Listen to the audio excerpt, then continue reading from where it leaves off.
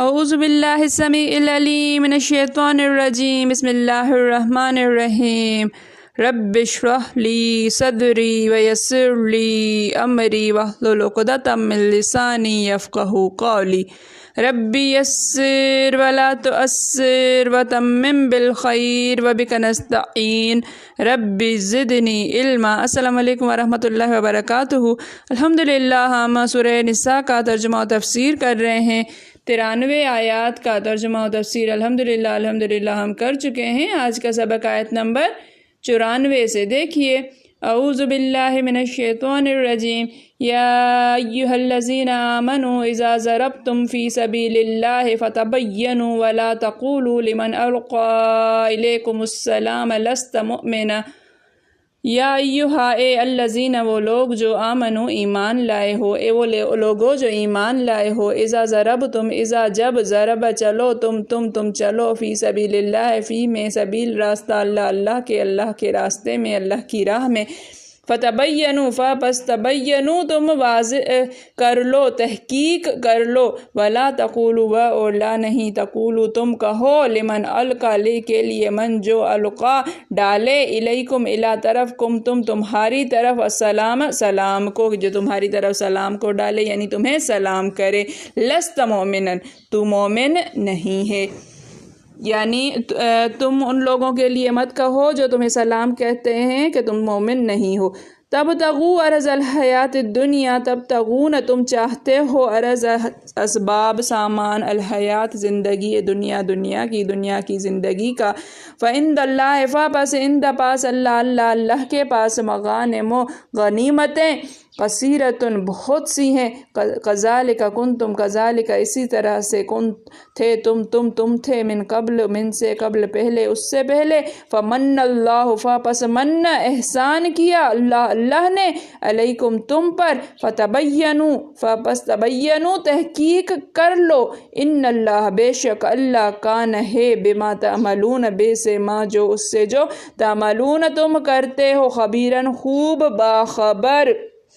یا ایھا الذین آمنوا اے وہ لوگ جو ایمان لائے ہو، اذا ضربتم فی سبیل اللہ جب تم زمین میں جب تم اللہ کی راہ میں سفر کرو، فتبینوا ولا تقولوا لمن القی الیکم السلام تو تحقیق کر لو اور ان لوگوں کے لیے اور نہ کہو ان کے لیے، یا نہ کہو جو کوئی تمہیں سلام کرے، تمہاری طرف سلام ڈالے، لست مومن تو مومن نہیں، یعنی تم ان لوگوں کے لیے جو تمہیں سلام کرتے ہیں انہیں یہ نہ کہو کہ تم مومن نہیں ہو۔ تبتغون عرض الحیات الدنیا تم چاہتے ہو دنیا کے اسباب، دنیا کی زندگی کا سامان، فعند اللہ مغانم کثیرۃ اور پس اللہ کے پاس تو بہت سی غنیمتیں ہیں، کذالک کنتم من قبل اسی طرح تم پہ اس سے پہلے تھے، فمن اللہ علیکم پس اللہ نے تم پر احسان کیا،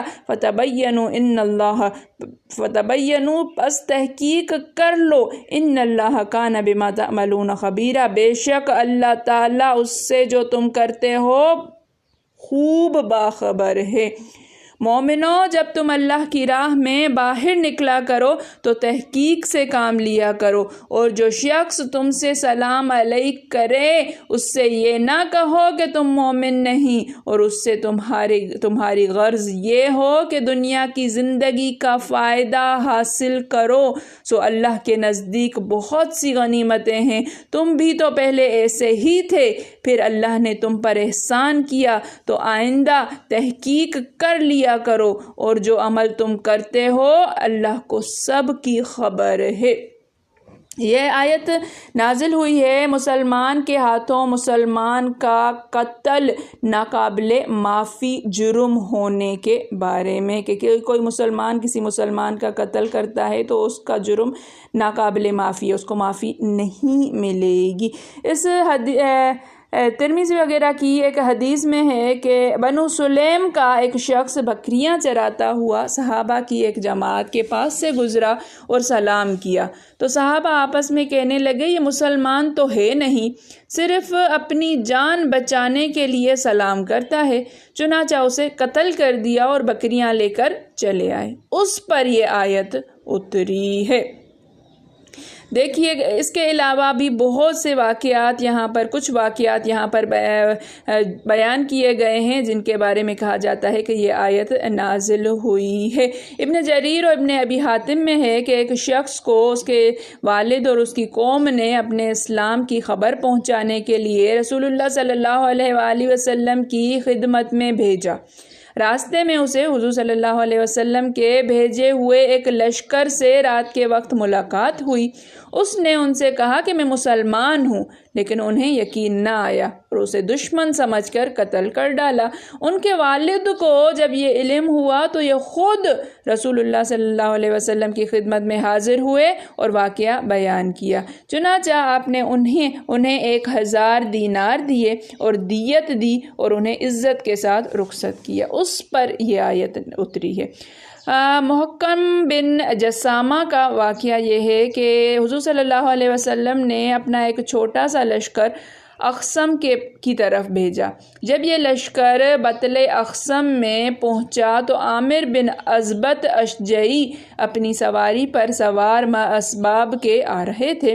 پاس پہنچ کر سلام کیا، سب تو رک گئے، لیکن محکم بن جسامہ نے آپس کی پرانی عداوت کی بنا پر اس پر جھپٹ کر حملہ کر دیا، انہیں قتل کر ڈالا اور ان کا اسباب قبضے میں کر لیا۔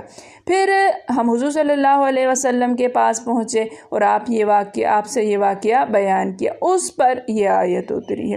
ایک اور روایت میں ہے کہ عامر نے اسلامی طریقے کے مطابق سلام کیا تھا، لیکن جاہلیت کی پہلی عداوت کے باعث محکم نے اسے تیر مار کر مار ڈالا۔ یہ خبر پا کر عامر کے لوگوں سے محکم بن جسامہ نے مصلحانہ گفتگو کی، لیکن عیینہ نے کہا نہیں، اللہ کی قسم، جب تک اس کی عورتوں پر بھی وہی مصیبت نہ آئے جو میری عورتوں پر آئی۔ چنانچہ محکم اپنی دونوں چادریں اوڑھے ہوئے آئے اور رسول کریم صلی اللہ علیہ وسلم کے سامنے بیٹھ گئے، اس امید پر کہ حضور صلی اللہ علیہ وسلم ان کے لیے استغفار کریں، لیکن آپ نے فرمایا اللہ تجھے معاف نہ کرے۔ یہ جہاں سے سخت نادم شرمسار روتے ہوئے اٹھے، اپنی چادروں سے اپنے آنسو پونچھتے جاتے تھے۔ 7 روز بھی نہ گزر پائے تھے، انتقال کر گئے۔ لوگوں نے انہیں دفن کیا، لیکن زمین نے ان کی لاش اگل دی۔ حضور صلی اللہ علیہ وسلم سے جب یہ ذکر ہوا تو آپ نے فرمایا تمہارے اس ساتھی سے نہایت بدتر لوگوں کو زمین سنبھال لیتی ہے، لیکن اللہ کا ارادہ ہے کہ وہ تمہیں مسلمان کی حرمت دکھائے۔ چنانچہ ان کی لاش کو پہاڑ پر ڈال دیا گیا اور اوپر سے پتھر رکھ دیے گئے اور یہ آیت نازل ہوئی۔ ایک مسلمان کو بیجا قتل کس قدر سنگین جرم ہے کہ اللہ بھی معاف نہیں کرتا، نبی کریم صلی اللہ علیہ وآلہ وسلم بھی اس کے لیے معافی طلب نہیں کرتے ہیں۔ صحیح بخاری شریف میں تعلیقاً مروی ہے کہ حضور صلی اللہ علیہ وسلم نے مقداد سے فرمایا جبکہ انہوں نے قوم کے کفار کے ساتھ جو مسلمان مخفی ایمان والا تھا اسے قتل کر دیا تھا، باوجود یہ کہ اس نے اپنے سلام کا اظہار کر دیا تھا کہ تم بھی مکہ میں اسی طرح ایمان چھپائے ہوئے تھے۔ بازار میں یہ واقعہ پورا اس طرح مروی ہے کہ رسول اللہ صلی اللہ علیہ وسلم نے ایک چھوٹا سا لشکر بھیجا تھا جس میں حضرت مقداد بھی تھے۔ جب دشمنوں کے پاس پہنچے تو دیکھا کہ سب تو ادھر ادھر ہو گئے، ایک شخص مالدار وہاں رہ گیا ہے۔ اس نے انہیں دیکھتے ہی اشہد ان لا الہ الا اللہ کہا، تاہم انہوں نے حملہ کر دیا اور اسے قتل کر ڈالا۔ ایک شخص جس نے یہ واقعہ دیکھا تھا وہ سخت برہم ہوا اور کہنے لگا مقداد نے اسے قتل کر ڈالا جس نے کلمہ پڑھا تھا، میں اس کا ذکر حضور صلی اللہ علیہ وسلم سے کروں گا۔ جب یہ لشکر واپس پہنچا تو اس شخص نے یہ واقعہ حضور صلی اللہ علیہ وسلم سے عرض کیا۔ آپ نے حضرت مقداد کو بلوایا اور فرمایا تم نے یہ کیا کیا؟ کل قیامت کے دن تم لا الہ الا اللہ کے سامنے کیا جواب دو گے؟ بس اللہ تعالیٰ نے یہ آیت اتاری اور آپ نے فرمایا کہ اے مقداد، وہ شخص مسلمان تھا جس طرح تو مکہ میں اپنے ایمان کو مخفی رکھتا تھا، پھر تو نے اس کے اسلام ظاہر کرنے کے باوجود اسے مارا۔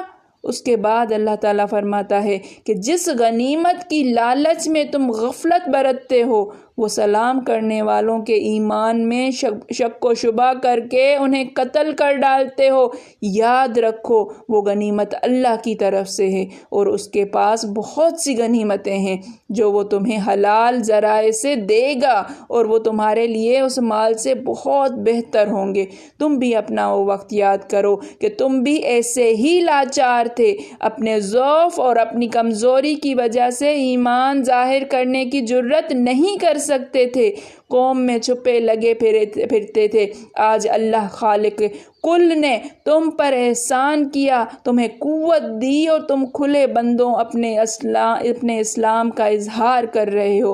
تو جو بے اسباب اب تک دشمنوں کے پنجے میں پھنسے ہوئے ہیں اور ایمان کا اعلان کھلے طور پر نہیں کر سکتے، جب وہ اپنا ایمان ظاہر کریں تمہیں تسلیم کرنا چاہیے۔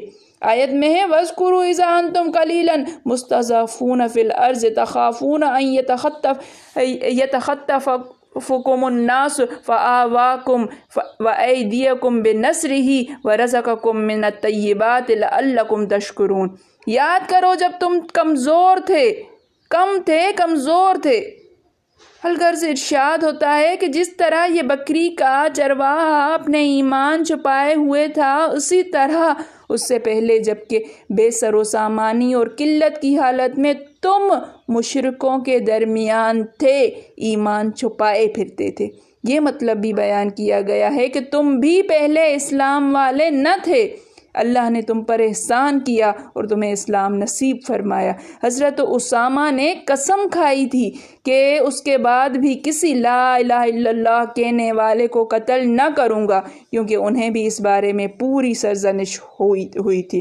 پھر تاکیداً دوبارہ فرمایا بخوبی تحقیق کر لیا کرو۔ پھر دھمکی دی جاتی ہے کہ اللہ جل شانہ کو اپنے اعمال سے غافل نہ سمجھو، جو تم کر رہے ہو وہ سب کی پوری طرح خبر رکھتا ہے۔ اللہ تعالیٰ سمجھنے کی توفیق عطا فرمائے۔ میرے پڑھانے میں، آپ کے پڑھنے میں، میرے سمجھانے میں، آپ کے سمجھنے میں کوئی غلطی، خطا، بھول چوک ہو گئی ہو تو میں اللہ کے حضور میں توبہ کرتی ہوں اور معافی کی خواستگار ہوں۔ ربنا تقبل منا انک انت السمیع العلیم۔ السلام علیکم ورحمۃ اللہ وبرکاتہ۔